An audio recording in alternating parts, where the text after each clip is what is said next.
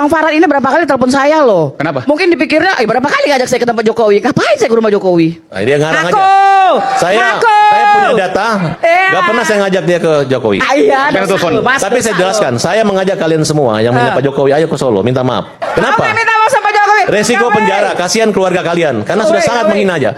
Apa tadi dibilang kami jual buku? Memang kami jual buku karena itu salah satu bentuk kami untuk syiar, untuk kebenaran. Banyak. Saya udah beberapa ratus lah. Beberapa ratus. Ya. Berapa pendapatannya? Boleh nggak saya tanya itu? Boleh aja, kan itu kan wajar. Iya, iya berapa? Ada sebutan aja berapa kira-kira itu? Yang Anda dapatkan? Komisinya? Ya dikit lah mas dibanding dengan Nggak banyak, biaya Mas. Berapa? gerakan 1 juta kami. misalnya? Total? Lebih. 10 juta? Oh nggak nyampe. Oh, ya artinya kalau Nyampe, buat kecil sekali. sekian bulan nggak ada artinya, Mas. Yang kenapa Roy Suryo Ini seperti itu? insinuasinya Kenapa tipe seperti halus itu? banget ini. Menurut saya motifnya adalah ekonomi. Apa misalnya? Apa ekonomi? Apa misalnya? Kalau orang ada pekerjaan, ini tiap hari kerjanya begitu, makan mencari uang dari buku, penjualan buku. Ini ibu-ibu nih bantu jualan mereka kan, untung berapa kalian? Dapat royalti berapa kalian? Apa salahnya uang halal? Iya, berarti ada motivasi ekonomi. Bentar. Lah, Kalau iya, tidak ini ada ngaco seperti ini. itu mana mungkin? Ini Mereka ngaco jualan teriak-teriak, ejek-ejek orang dan menghina-hina Pak Jokowi. Betul nggak? Enggak lah. Ikut Coba, jualan coba, buku nggak?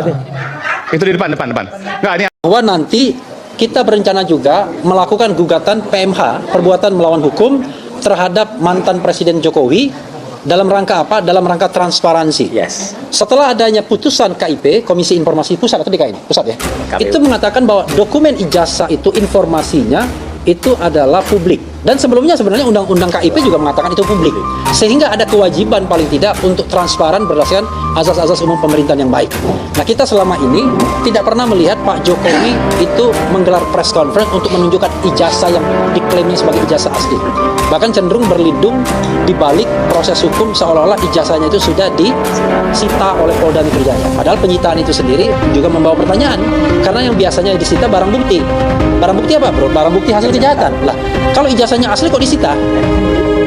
Nah, akhirnya dijawab oleh Dr. Tifa ya terkait tuduhan Farhad Abbas dan juga Rismon Sianipar ya terkait kasus perselingkuhan dan lain sebagainya. Menurut saya tuduhan itu menunjukkan kepanikan dan menggeser lah setidaknya dari ijazah palsu, yaitu menggeser ke perselingkuhan dan lain sebagainya. Ini menurut saya sangat aneh sekali, sangat lucu dan juga sangat gimana gitu ya. Bayangkan loh, tuduhan ijazah yang kalau kita lihat kronologi demi kronologi itu ya menurut saya sudah mulai endgame lah. Ya pada saat lalu mulai Damai Hari Lubis dan bahkan Egy Sujana tiba-tiba meminta restoratif justice, meminta maaf ke Pak Jokowi walaupun tidak mengakui sih, tetapi kan mendapatkan restoratif justice kan berarti sudah minta maaf dan juga sudah mendapatkan SP3. Nah, tidak hanya itu saja, Rismon Sianipar pada saat lalu juga meminta maaf dan mengajukan RJ dan sampai saat ini pun juga belum diumumkan ya status Rismon apakah RJ tersebut dikabulkan atau tidak. Dan pada saat lalu juga ada hoax untuk saja sudah diluruskan oleh Dr. Tifa, yaitu terkait Dr. Tifa konon katanya 5 hari ke Solo meminta RJ dan ditolak oleh Jokowi dan lain sebagainya. Konon katanya seperti itu. Dan saat ini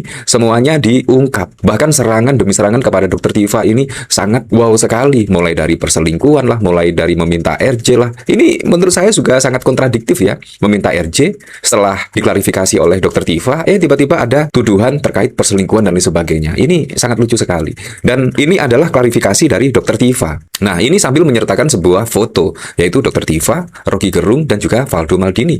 Walaupun Valdo dengan Rocky Gerung dan juga Dr. Tifa beda pandangan, beda pendapat dikarenakan Valdo Maldini itu berada di pemerintahan. Tetapi juga tidak menyurutkan setidaknya adu argumentasi, adu gagasan, adu ide, dan lain sebagainya. Menurut saya ini yang cukup keren. Daripada sebar fitnah, hoax, dan lain sebagainya, mending kumpul bareng, saling mendengarkan pendapat, saling adu argumentasi, bukan adu fitnahan dan lain sebagainya. Nah, ini klarifikasinya ya. Foto ini berbicara lebih jernih daripada ribuan tuduhan. 3 orang duduk dalam suasana hangat sederhana dengan meja penuh hidangan rumahan.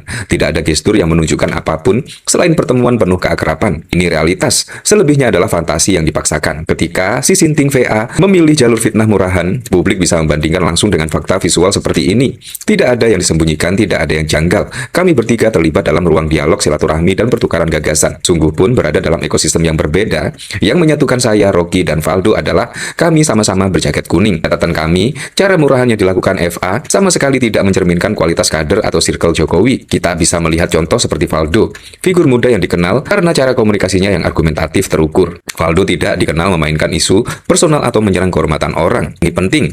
Publik Indonesia sedang bergerak naik kelas. Mereka tidak lagi mudah digiring oleh isu-isu rendah.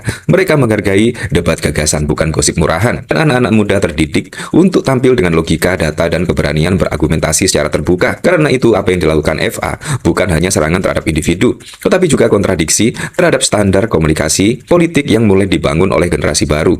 Alih-alih menguatkan posisi siapapun, cara rendahan seperti FA justru memperlihatkan jurang kualitas antara mereka yang bermain di level gagasan dan mereka yang terjebak di level sensasi. Seberapapun besar perbedaan pandangan yang saya dengan Pak Jokowi hingga menimbulkan konflik tajam adalah karena beliau pejabat publik dan saya warga negara yang menggunakan hak konstitusional saya. Namun saya yakin beliau tidak akan menggunakan cara-cara murahan seperti yang dilakukan FA, apalagi memerintahkannya. Ya semoga saja lah, semoga saja. Dikarenakan saat ini wah lagi rame-ramenya ya isu-isu seperti ini. Ya kalau saya kenal Farhad Abbas itu ya menurut saya lebih terkenalnya sensasional lah. Saya lebih mengenal Farhad Abbas itu di acara gosip lah.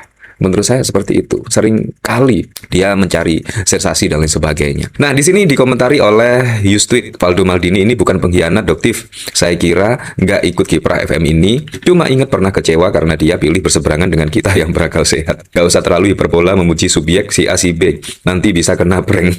Ya, bisa saja. Coba sentil atau jewer si RG, Dok. Kok diam-diam baik sejak PS jabat jadi RI 1? Wah, tetap dikritik loh, tetap dikritik. Nah, kalau kita lihat dari sini ternyata Dr. Tifa, Refli Harun, Roy Suryo itu mempersiapkan skenario baru, yaitu skenario menggugat Pak Jokowi ke PN Solo terkait perbuatan melawan hukum. Dikarenakan apa? Dikarenakan kalau kita lihat. Halo teman-teman, berjumpa bersama saya di Politik Dangi ya. Ini sangat mantap sekali teman-teman ya. Kalau kita melihat ya bagaimana seorang ibu-ibu itu hadir dan diundang di acara Rakyat Bersuara. Dan kali ini ibu-ibu ini membongkar aibnya Farhad Abbas, teman-teman. Kata ibu-ibu ini, ya beberapa kali diajak oleh Farhad untuk sowan ke Solo ya. Ya kita tahu lah maksudnya apa ya kalau ke Solo. Kemudian ya ibu ini tentunya menolak ya. Dan Farhad langsung mencekak ibu ini berbohong, dan kemudian Farhad mengatakan lagi Roy Suryo dan kawan-kawan menjual buku dan dibantu oleh ibu-ibu tersebut, teman-teman ya. Seolah-olah Farhad mengatakan ya kalian dapat komisi berapa. Langsung saja diskakmat oleh ibu-ibu yang pemberani ini lagi, teman-teman ya. Dan kalau kita melihat memang ya Farhad Abbas ini sangat lucu, teman-teman, dan sepertinya kewalahan untuk menghadapi Roy Suryo dan Tifa, teman-teman ya, serta orang-orang yang di belakang mereka.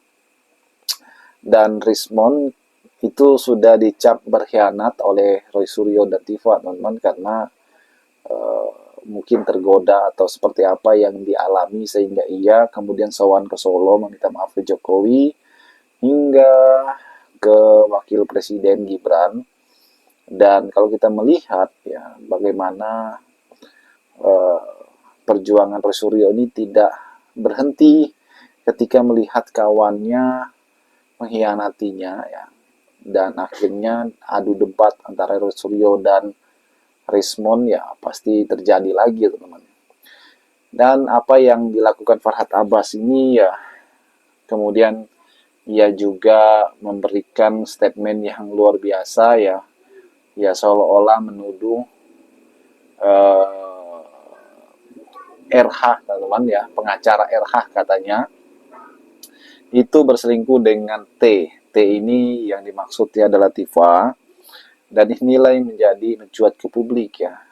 Farhad Abbas seolah-olah malah menyerang pribadi jadinya, teman-teman. Itu kan urusan asmara, mau urusan pribadi orang, mau berselingkuh, mau apa ya kan. Urusan selingkuh itu adalah urusan pribadi, bukan urusan yang konteksnya yang mereka hadapi sekarang. Dan inilah yang menjadi kenapa Farhad kemudian menjadi bulan-bulanan ya.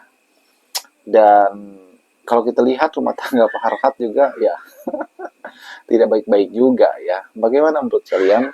Kita diskusi di kolom komentar ya.